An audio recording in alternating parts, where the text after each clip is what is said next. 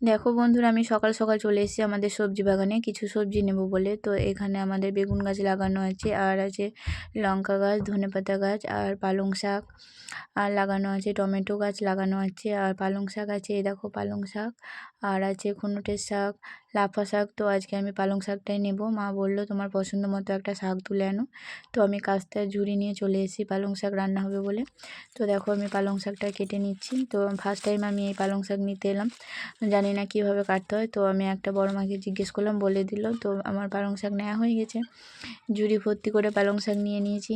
তো শীতের দিনে পালং শাক ভালোই লাগে সবুজ সবজি খেতে। তো দেখো বেগুন গাছে এতটাই কাটা, বেগুন আমি তুলতে পারছি না। তো কীভাবে আমি বেগুন তুলি তাই দেখো তোমরা, কাস্তে দিয়ে আমি কেটে নিচ্ছি বেগুনটা।